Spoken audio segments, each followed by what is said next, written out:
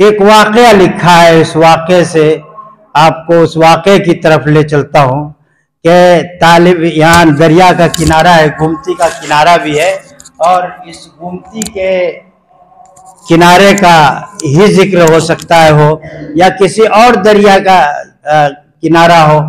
कुछ तलबा जो है असर के बाद जैसे आमतौर से तफरीह का और अटखेलियाँ करने का, काकहे लगाने का जो माहौल तलबा में है वो करते हैं, कोई बात नहीं, उनको करना भी चाहिए, इसलिए कि कुछ जो है दिल को जो है तस्कीन किसी चीज से मिल जाए तो वो कर ले, कोई बात नहीं, थोड़ी देर के लिए, हराम नहीं है। तो काकहे भी, नोक झोंक भी, अटखेलियाँ भी, चहचहे भी, सारी चीजें होती हैं। उसी में कुछ तालिब इल्म ऐसे होते हैं जो मुख्तलिफ मसाइल पर गुफ्तगू करते हैं। तो कुछ तालिब इल्म दरिया के किनारे टहल रहे थे और एक मसले पर गुफ्तगू कर रहे थे। एक मल्लाह जो मछली मार रहा था वो इनकी गुफ्तगू बड़े गौर से सुन रहा था। ये तलबा क्या गुफ्तगू कर रहे थे, जाहिर है कि आप क्या गुफ्तगू करेंगे, पढ़ाया होगा कोई फकीह ने, कोई मुफ्ती साहब ने नदवे में पढ़ाया होगा कि साहब जो है वो अगर जो है वो मर्द को कितना हिस्सा मिलता है, औरत को कितना हिस्सा मिलता है, मुख्तलिफ मसाइल से आप जूझते हैं, पढ़ाते हैं। तो ये सब मसाइल अपना वो जिक्र कर रहे थे कि साहब जो है लड़की को कितना मिलता है और लड़के को कितना मिलता है। वो आप जानते हैं कि आधा और आधा हिस्सा लड़की को, एक हिस्सा जो है 1 रुपया लड़के को, 8 आना लड़की को। ये मसाइल, इस मसाइल पर गुफ्तगू कर रहे थे। उसमें एक लड़का बड़ा टैलेंट था, उसने कहा कि साहब आप लोग बहुत देर से ये बातें कर रहे हैं, ये तो बताओ कि मुखन्नस को कितना मिलता है। अब साहब इस पे गुफ्तगू चली, वो मल्लाह सुनता रहा। तो एक बहुत अच्छी मछली उसको जो है हाथ आ गई।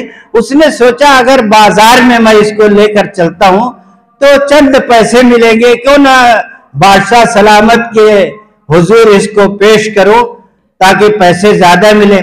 उसने बादशाह सलामत के एक लाल कपड़ा उस पर डाल दिया, ओढ़ा दिया, और बादशाह सलामत की खिदमत में वो मछली उसने पेश किया। बादशाह ने एक थैली अशरफियों की उसे दिया। और आप जानते हैं कि जो है वो बेगमात जो होती है, रानी जो होती हैं, मैडम जो होती है घर की, वो कब बर्दाश्त करेंगे इसको। और मैडम ने कहा कि जो है वो आप अजीब आदमी हैं, एक मछली लाया आपने पूरी अशरफी उसको दे दी, उससे वापस लीजिए। उसने कहा मेरी शान के खिलाफ है। तो कहा कि तरकीब मैं बताती हूं और वो पैसा वापस आ जाएगा। कहा बताओ क्या तरकीब है। कहा कि तुम उसको बुलाओ और उससे पूछो कि ये जो है वो ये मछली है या मछला है। अगर वो कहता है कि ये मछली है तो कहते नहीं मुझे तो मछला चाहिए, उससे पैसे वापस ले लो और जो है वो ये जो है मछली उसको दे दो। उसको बुलाया गया साहब, और जो है पुलिस वाला गया, बुलाया, वो थर्रा रहा था, पता नहीं क्या मसला पेश आया। बादशाह सलामत ने कहा कि अच्छा ये बताओ यार, तुम जो ये मछली लाए ये मछली है या मछला।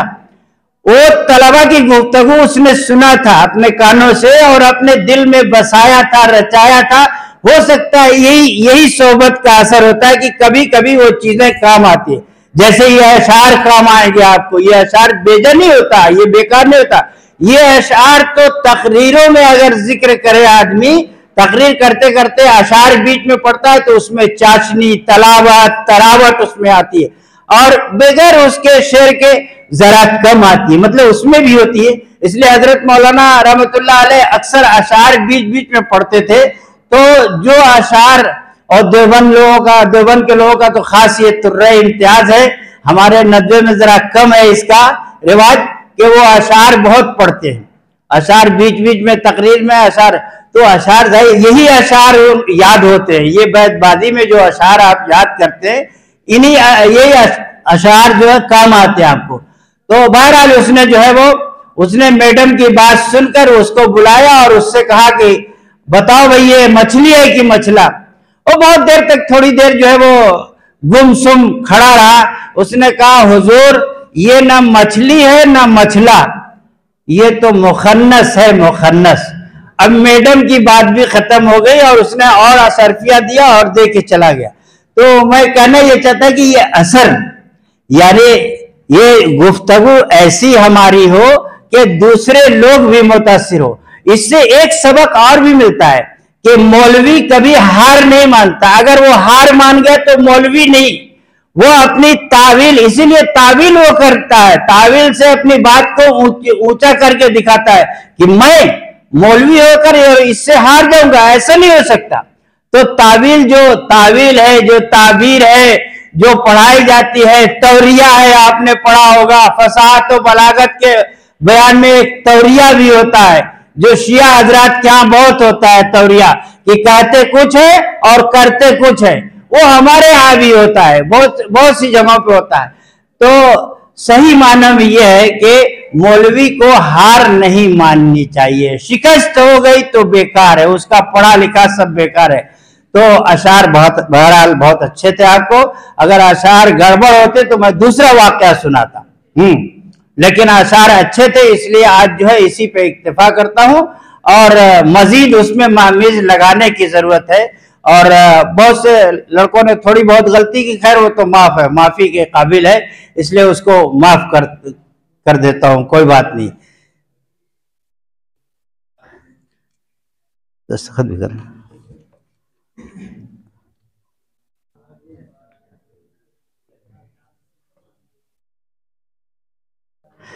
असल काम तो हकम साहबान का, हमारा तो कोई काम नहीं था, हम तो आकर बैठ गए।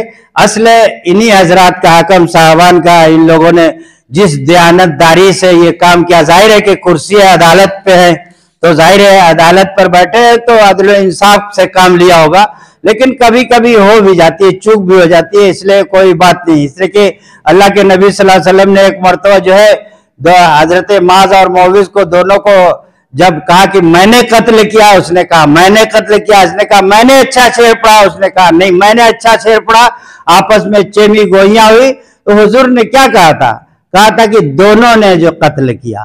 तो हकम साहबान भी यही कहते हैं कि दोनों ने अच्छा शेर पढ़ा, दोनों टीमों ने जो है कमाल के अशार पढ़े। इसलिए जो है कोई इसमें हार और जीत की बात नहीं है। सौदा कुमारे इश्क में खुसरू से कोहकन, सौदा कुमारे इश्क में खुसरू से कोहकन, बाजी अगर न ले सका सर तो खो सका, और किस मुंह से अपने आप को कहते हो इश्कबाज, ए रोज स्याह तुमसे तो ये भी न हो सका। जिसने हिस्सा लिया वो तो मुबारकबादी का मुस्तहिक है, जिसने नहीं लिया वो क्यों चीमे गोया करता है। सौदा कुमारे इश्क में खुसरू से कोहकन, बाजी अगर न ले सका सर तो खो सका, और किस मुंह से अपने आप को कहते हो इश्कबाज, ए रोसिया, रोसिया का माने जानते आप, ए रोसिया तुमसे तो ये भी न हो सका। पाकिस्तान में एक वाकया पेश आ गया, मौलाना एहतसामुल हक साहब ने एक निकाह पढ़ाया, और उस निकाह में जो आयत पढ़ी जाती है, उस आयत में क्या, इन्नल्लाह काना अलैकुम रकीबा। तो कुछ एजुकेटेड लोग बैठे थे, जो यूनिवर्सिटी से पढ़ के आए होंगे, कॉलेज से पढ़ के आए होंगे, तो उनको उर्दू ही मालूम थी, अरबी तो मालूम नहीं। तो उन्होंने जब मौलाना ने निकाह पढ़ा लिया तो कहने लगे कि मौलाना आपने तो बहुत गलत बात आज आपने कही, आपने रकीब का लफ्ज जो है आपने इस्तेमाल किया कि रकीबों ने रपट लिखवाई है जाजा के थाने में कि अकबर नाम लेता है खुदा का इस जमाने में। आपने रकीब का लफ्ज आपने इस्तेमाल किया, अगर अभी लड़की वालों को मालूम हो जाए तो क्या हश्र होगा आपका। कहा कि हमने कहा इस्तेमाल किया, कहा कि अभी आपने कहा निकाह में कहा है इन्नल्लाह काना अलैकुम रकीबा, ये क्या चीज है। कहा कि बड़े अफसोस की बात है कि आप लोगों को अरबी के अलिफ बे तो मालूम नहीं। यहाँ रकीब के माने रूसिया के नहीं है, रकीब कहते हैं एक फूल दो माली, जानते हो आप, एक माशूक और दो आशिक। तो जो दो आशिक है ये रकीब, वो चाहता है ये मेरी हो जाए, वो चाहता है मेरी हो जाए, इसी को तो कहते हैं रकीब। तो बहरहाल मौलाना ने फिर बाद में उनको समझाया कि भाई रकीब ये नहीं, रकीब के माने ये नहीं है, तो ये रकीब। तो जाहिर है कि मौलवी जो है उसकी निगाह जो है वो कहते हैं कि जो है खत का मजमू भाप लेते हैं लिफाफा देखकर, तो मौलवी ये सब भी काम करता है।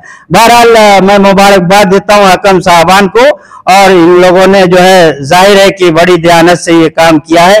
लेकिन जो कानून है, जो लॉ है, जो नदवे का कानून है, जो इसका जो निज़ाम है कि दो में एक ही फर्स्ट आएगा, दोनों को फर्स्ट करार नहीं दिया जा सकता, लेकिन दोनों मुबारकबादी के मुस्तहिक हैं। पहली टीम अल्ताफ हुसैन आली की, जो पहले नंबर पर फायज अव्वल यानी पहले नंबर पे इनका जो है वो फर्स्ट नंबर इन्हें मिला है, और दूसरी टीम मोमिन खा मोमिन की। वैसे सभी ने अच्छे अशार कहे और सभी ने मेहनत की। मैं सभी को मुबारकबाद देता हूँ। आमीन व आखिर दावाना।